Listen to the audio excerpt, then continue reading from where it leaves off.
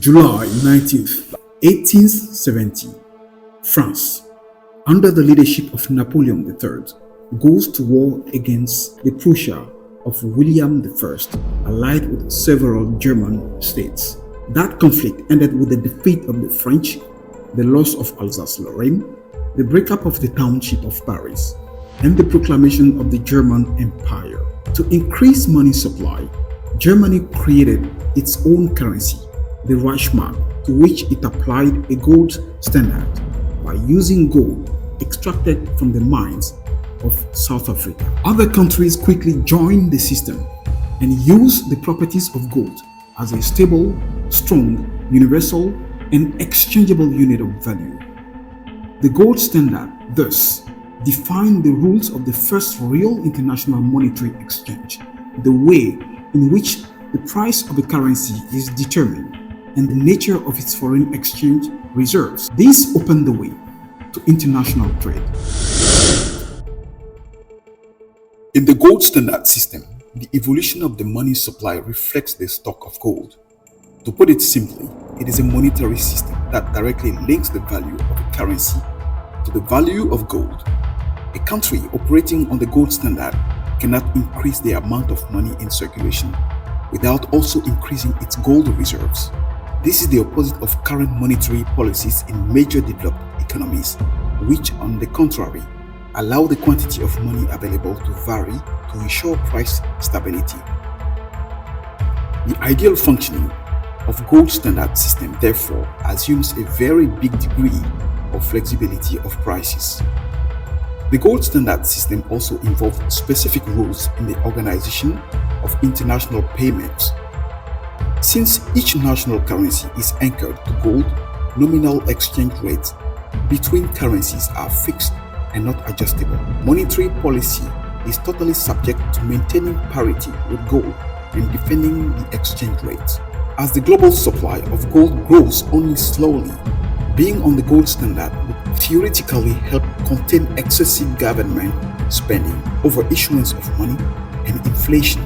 After the rationing and war effort of the First World War, people wanted to enjoy life. Population consumed more and the standard of living increased rapidly. This period was called the Roaring Twenties. People wanted to make more money. They therefore decided to launch themselves into the stock market, even if they didn't know all the details of how it worked. Therefore, people bought stock in order to make more profit. The majority invested their profit by purchasing other stocks. The demand for buying stocks increased rapidly and the supply remained the same, leading to an increase in the value of those stocks. Gradually, the market value of stocks became much higher than the real value, and that caused the depression. From deflation in the early 1930s, the US government realized that it could do nothing to stimulate the economy, to discourage people from cashing out deposits, and to reduce the supply of gold. The United States and other governments had to keep interest rate high, making it too expensive for individuals and businesses. So, in 1933, President Franklin Roosevelt cut the dollar ties to gold, allowing the government to inject money in the economy and reduce interest rates. Most economists agreed that 90% of the reason the United States emerged from the Great Depression was the breakup with gold. The US then continued to allow foreign governments to exchange dollars for gold until 1971, when President Richard Nixon abruptly ended the practice of purchases of dollars by foreigners, and which would weaken American gold reserves. On July 1st, 1944, as battles of the Second World War raged in Europe and the Pacific, delegates from 44 nations met in a secluded Mount Washington Hotel in Bretton Woods, New Hampshire, to participate in what became known as the Bretton Woods Conference. Their purpose was to agree on a system of economic order or international cooperation that would help countries recover from the devastation of the war and also foster long-term global growth. Under the Bretton Woods system, gold was the basis of the US dollar, and other currencies were pegged to the US dollar's value. But the Bretton Woods system effectively came to an end in the early 1970s. This is the paradox of August 15, 1971, when President Richard Nixon took his top economic advisors to Camp David. Over 3 days, they've made radical and momentous decision to cut the dollar loose from gold. In this process, they've unilaterally changed the whole global monetary system. To understand the fatal spiral which put an end to the only international monetary order ever decided by men, we must go back at least to the First World War. Firstly, because this first conflict of the industrial era was very costly for the main belligerent, leading to the breakdown of the fixed link between gold and currency put in place since the 19th century. Then, because British domination at the heart of the system has been erased. The patchwork decided at the Genoa Conference in 1922 resulted in the gold exchange standard, which did not last very long. In this system, each country could decide to make its currency convertible into gold or into a currency itself convertible into gold, namely the pound sterling and the dollar. But after the financial crisis of 1929, the United Kingdom and then the United States were the first countries to devaluate their currencies. The monetary disorder that followed would be considered one of the causes of the Second World War. As early as 1941, Washington and London were thinking about what to do next. The British, John Maynard Keynes, wanted to create an international currency, the banker. The Americans, who then held 3/4 of the world's gold reserves, intended, on the contrary, to put the dollar at the heart of the system. At Bretton Woods, the Americans won. The dollar was aligned with gold. Other currencies got linked to the dollar by a fixed but adjustable link. The monetary order, however, has a flaw. All countries are required to adjust their accounts in the event of an imbalance, except America. Robert Triffin, a Belgian economist who immigrated to the United States, explained it in 1960. For the world to have enough dollars, the United States must produce them on a massive scale. But this fabrication undermined confidence in the American currency. This is what happened over the following decades with a generous social benefit program implemented by President Lyndon Johnson and especially the Vietnam War. Public deficits were growing. In 1969, the current account surplus disappeared. On the free gold market, prices exceeded $40. Europeans were worried. In 1964, the French Minister of Finance, Valéry Giscard d'Estaing, denounced the exorbitant privilege of the dollar. At the beginning of 1965, General de Gaulle advocated the return of gold. The French president made use of a Bretton Woods principle, which should not become a practice. He was exchanging the dollars held by France for the gold held by the United States. Then Germany, which has large surpluses, in turn requested the conversion of its assets into dollars. American gold reserves were melting. They then made up only a quarter of the world's total. It was becoming clear that the fixed link between gold and the dollar was just a fiction. However, it's good to know that Bretton Woods Monetary Conference was one of the most significant events in history that helped to standardize the forex market as we have it today.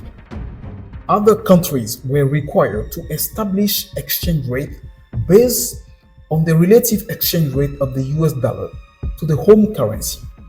Nevertheless, the US dollar could not subdue gold as it held the highest amount of substantial reserves globally.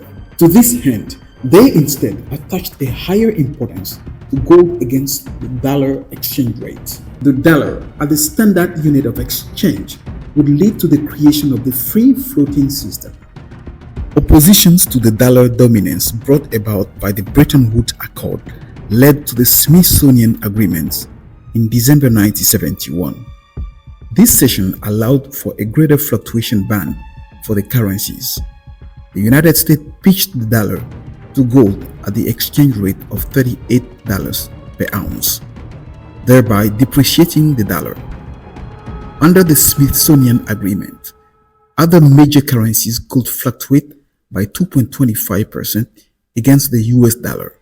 The US dollar had a pair of gold. By the end of the early 1980s, the weight of the US dollar was crumbling the economies of the third world nation under debt and closing most European factories because they could not compete with other foreign competitors. Consequently, in 1985, the G5, the most powerful economies in the world comprising the US, Great Britain, France, West Germany, and Japan, they came together in a secret meeting at the Plaza Hotel in New York City. But for which purpose? News of the meeting leaked that the accord was to devaluate the dollar to keep it from continuing to appreciate. This was supposed to help reduce the US trade deficit and force the G5 to make a statement encouraging the appreciation of non-dollar currencies, including the yen, pounds, etc. The Plaza Accord was ultimately regarded as a failure by many and was replaced by another one, the Louvre Accord, 2 years later. That moment headed toward a shift to modernization. The foreign exchange market began its shift toward modernizations in the 1970s, marking a significant departure from traditional exchange practices. The collapse of the Bretton Woods system in 1971, when President Nixon announced the suspension of the US dollar's convertibility to gold, was a watershed moment. It marked the beginning of the era of floating exchange rates. The 1980s saw the emergence of the computer-based trading system that enabled financial institutions to trade currencies electronically. This development laid the foundation for the digital revolution in forex trading. The transition to electronic trading was a game changer because it increased efficiency, reduced transaction costs, and opened up new opportunities for traders and investors. The 1990s were pivotal for forex trading as technological advancement and regulatory changes allowed retail traders to access this previously exclusive market. Online brokers began offering retail clients the opportunity to trade forex through user-friendly platforms. This has democratized forex trading, making it accessible to individual investors, and was a seismic shift in the industry. ECNs, electronic communication networks, provided a transparent and efficient way for retail traders to access interbank markets, offering tighter spread and fast execution. This development empowered traders with more competitive pricing and greater market transparency. The new millennium brought further innovations and increased participation in the exchange market, solidifying its status as the world's largest financial market.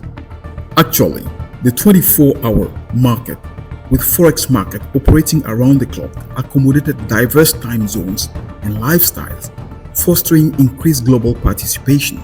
With the advent of the internet, forex trading would immediately spread like wildfire across various countries. The banks played a significant role in standardizing today's forex market by providing necessary liquidity to exchange and trade multiple currencies. The use of algorithms and automated trading systems became prevalent, enhancing trading efficiency and liquidity. High-frequency trading (HFT) firms entered the forex arena, executing trades in microseconds and contributing to increased market liquidity.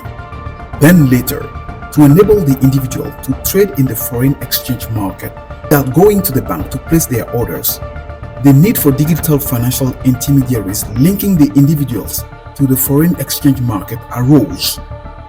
This gap is today filled by brokers like DoPrime, and now forex trading is at a high speed of transformation because today an individual can use the smartphone to create a trading account with any given broker and freely trade in few steps. And DoPrime knows how to do it best. The proliferation of smartphones in the 2010s brought convenience to a whole new level. Traders could execute orders, monitor the market, and access educational resources on their smartphone tablets, providing an unprecedented level of flexibility. And then, the mobile trading era later created an avenue for mobile payment as a way to fund accounts in some countries in Africa and Asia. The industry was influenced by the evolution of civilization and socialization, triggering the emergence of social trading. Social trading platforms enable traders to follow and copy strategies from experienced investors, fostering the sense of community and knowledge sharing. Stricter regulations were introduced to protect retail traders, including measures to ensure fair trading practices and enhance transparency, ensuring a safer and more secure trading environment. In these early 2020s, the foreign exchange market keep evolving as fast as the pace of human creativity. The digital revolution is on, and only you are the master player of that rise. Come on, see you in the very next video, and don't forget to leave a word in the comment section.